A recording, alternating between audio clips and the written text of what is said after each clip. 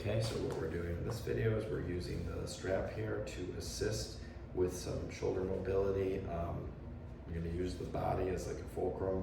So if I want to work on reaching behind my head, what I'm going to want to do is have the strap around the back and around my side here, kind of like a spiral like that.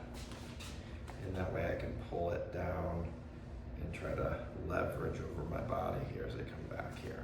So I can put one foot forward. I'm going to shift to that side because I want to connect to that side that I'm targeting and make sure I can kind of, it's almost like lining up to throw a baseball or something, okay? So I can kind of follow that flow and that pattern as I bring that up. My shoulder blades pulling back down as my chest rises up, pulling in my ribs, my core, my hips, through my buttock and heel here. So kind of guide that there.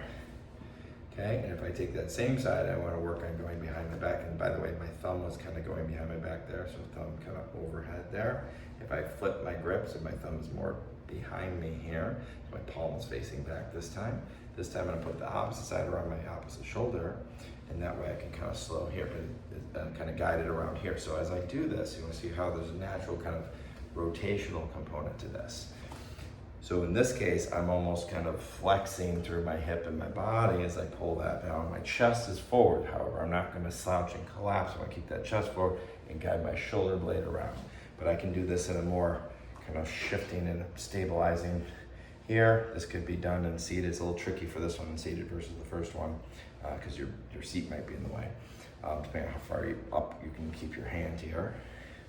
Work that kind of spiral, right? So again, the other one was more here. That diagonal. This is more extension based.